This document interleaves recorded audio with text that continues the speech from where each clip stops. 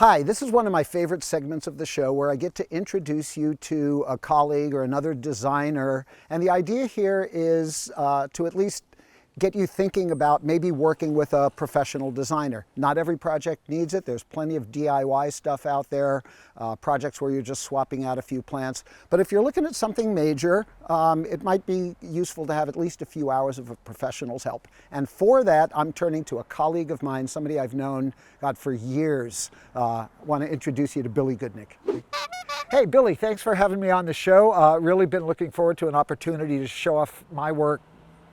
Tony, I don't think this is going to work. This is just kind of silly. So let's figure out another way to do this. Okay, as you know, this show is all about rethinking our gardens, making them more sustainable, and certainly saving water. So let's picture a scenario where you've either let your lawn go completely, it's time to move on, make some changes, or you're on the cusp of getting rid of your lawn. In order to do that, we need to think really big because things are changing. So there's three basic cornerstones I include in my designs. The first is, as you might assume, we want the garden to be beautiful. I've rarely had a client say, Billy, my garden's too pretty, I need to tone it down some. So beauty, we want it to be useful. When you go out the door, you want to be able to do something. It's just an extension of your home. It's more living spaces. And the big one is, well, not last in order of priority, but we want everything to be as sustainable as possible. We want to create gardens that don't have impacts on the environment, that use materials wisely, use resources wisely, and also saves you some time and some money on the maintenance end of things. So a little background on how I got to be where I am right now, other than this place, to be a landscape architect. Started life as a child, of course, very close to my mother at the time of my birth. I was born in Brooklyn, New York, and the family moved out to California, LA area, when I was about 8. And at that point, my life was just about music. I still am a drummer, and when I was in LA going through school and all of that, music major, playing in recording studios, that sort of thing. And somehow I stumbled into the world of houseplants and bonsai, the little Japanese trained trees, and that kind of turned my life around. Ended up going back to school and studying horticulture, putting music behind me for a while, getting out and working in nurseries, doing landscape installations. But my real love, I started realizing, was design. So I went to school, got a 2-year degree in ornamental horticulture, emphasis on design, came out, kept working in the field, and eventually, in my 30s, I got frustrated with my lack of design chops, the lack of tools that I had. So I ended up going back to school in San Luis Obispo, getting my degree and really launching my career at that point. Worked in the San Francisco Bay Area for a while for a small company, and then, as luck would have it, I got an offer from City of Santa Barbara as city landscape architect and park planner. And that started in the late 80s and was a really great job while I still did a fair amount of landscape consultation, but small scale stuff. Come the economic turnaround around 2008, and I wasn't with the Parks Department anymore and started focusing more on landscape design. My specialty, and really all I do, is small scale residential design. While I was doing that, I also launched a career in writing, writing for blogs, national magazines and stuff, and teaching also, doing adult ed, teaching at Santa Barbara City College. And the reason I'm touching on that is because it's helped me understand my design process by having to explain it back to other people. So some real advantages in teaching. Anyway, I've been focusing on residential landscape design and occasionally putting down a funky drum beat with King Bee. Got to come hear us if we're still around. And that's kind of it. That's my story, and I'm sticking to it. So a little bit about this project, but also how it applies to what you might do if you're designing your own garden. It starts with analyzing what you have to work with and thinking about where you want to go. So the analysis is the site analysis. What are the opportunities you have? What are the constraints? Think to yourself about what it is that's working really well and where it is that you might want to change some things. I think it all starts with functionality. A garden that doesn't serve your needs or act as more outdoor living space, I think you're missing something if you don't go that way. So I always start with my clients by interviewing them about what they would like to do when they go outside. In this case, this is a fairly small lot. It's only about 100 feet deep and about 60 feet wide, so quite a small canvas to paint on. But the needs for the family included kind of an outdoor relaxation area, a dining area, just some open space where a little bit of recreation could happen. And then we had to connect all those spaces to each other. So the four basic elements in a design, in the physical design, are going to be the space that you occupy, how you move from one area to another, the path system, whether things need screening, whether inside the site you want to not see another portion of the garden, or maybe something off-site, a view of a neighbor or something you just don't want to look at. And then the last thing is a focal point or two, something that just really stands out. It's like the exclamation point in a garden. It could be an object like a statue or a water fountain. It could be just a really nice specimen plant. Something I want to emphasize, if you're doing a project of this nature where you're creating some new spaces and there's going to be some construction or just rethinking how areas work, I think it's really important to do it graphically on paper. And you don't need a degree in drafting to at least just put your ideas on. This stuff isn't going to the Smithsonian or an art museum, so don't worry about it. So we've got an interview, I've got my photos, I've laid out a map of the site with just the basic information, not a whole lot of detail on it. And I need to check in with the client before I get too far along. So I do what I call my brain dump.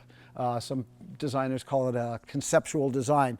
And all I'm doing is taking the very first thoughts, checking in with the client, making sure I'm on the right track before I get any further. So for example, there was a brick patio here when I first started out, and we were just going to leave it intact, partly just for budget. We wanted to have kind of a little lawn-like area and a dining area, and this is going to be where a fire pit's going to be portable. But at the same time we were doing that, we were also thinking about how does this garden affect the interior of the house, or the opposite is what does the garden look like from inside? Don't overlook that, because we probably spend more time in the house looking out than we do in the garden itself.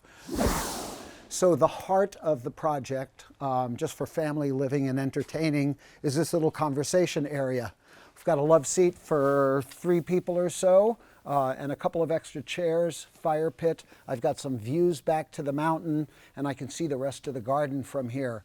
So initially on the drawing, this may just be a big circle that says conversation pit. I like to call it the chilaxatorium. It's an old Roman term. But understand it when you finally get down to the details. How much area does a love seat and a fire pit and a couple of chairs take up? You don't want to squeeze these things in. Give yourself enough space to make the area work. Another key element for outdoor living that you'll probably have as well as my client did is somewhere to sit down and eat and gather with people and be with family. This is a very, very small yard, and we're kind of shoehorning a lot of uses into it. So one of the things that worked best here was to turn the rest of the plan after the patio on a diagonal. It ends up with deeper corners, and you have more space from one end to the other to fit something in if you work something other than parallel and perpendicular. So the size of this dining room is all based on the size of the table that the client wanted. In this case, we've got sit down for 8. That's a pretty good size footprint, and room for a shade structure over it. Because it's such a small yard and everything feels kind of connected to each other, this may sound counterintuitive. I think a garden or an outdoor space feels or is perceived larger when it's broken up and certain elements are screened from the other. And to do that, we used a couple of these olive trees, which will be getting bigger, but we'll have to keep under control, and having the feeling of coming into a portal here. So by having this path come in off the main path that goes out to the standalone office, we were able to achieve this sense of being inside this space versus being outside this space. So think of this as kind of a gateway. You can do it with plant material, you could do it with a couple of posts, you could build a pretty white picket fence, but something that creates this sense of two different spaces I think is very valuable, especially in a small garden, if you can make it work. One of the toughest things in redesigning an existing garden is figuring out what to keep and what to get rid of. It's a tough one. Some people just feel like I don't want to kill any living thing, and I respect that too. And other people want to hang on to everything, and sometimes that's an obstacle. So kind of triaging what plants are important, what are already serving a good role, or maybe they're very productive fruit trees and you need to work around them. That's going to drive the design as well. But I always tell my clients, unless your great-great-grandmother carried this lilac over Donner Pass and it survived, don't get too nostalgic about your plants. Sometimes putting in a new, younger plant is actually going to catch up very quickly if you do everything right. So we've got this shade structure, and it's not all that dense in terms of topping on it. It casts a good amount of shade, but we want it to be even shadier in here. It's a very sunny area of the garden. So we're growing a vine on the trellis. One caveat, one caution about this is only going to be as successful as your horticultural success. So when people are trying to make a decision whether to put in a hedge or put in a fence or to use a vine or build a structure, think about how dependent that is on you successfully growing a plant. So we want some kind of hard as nails plant like this solanum, certain types of hedges that are really easy to grow. So choose your plant material wisely, make sure it'll do what you want, and then take good care of it because it is providing a functional feature to the garden. Another new favorite of mine is this sort of shrubby ground cover. Not a ground cover you can walk on, but this is a form of Westringia. This one's called Mundi, and it stays very low. It's got these beautiful gray-green leaves and the white flowers, and I just find it really sparkly. But one thing I want you to notice in this garden, there's only a few different species of plants, and they're used in groupings or clusters or masses. And I think that's one of the things that makes a landscape feel more calm, feel more put together, feel more cohesive, rather than I'm going to use every Crayola in the box and scatter them out. That's okay if that's your taste, but I prefer to work kind of broad brush, more like painting with a roller than painting with a brush. So that's this project. That's my segment, getting to show you a little bit of what I do. I hope you learned something, maybe got a little inspiration, a few ideas you can apply to your own garden.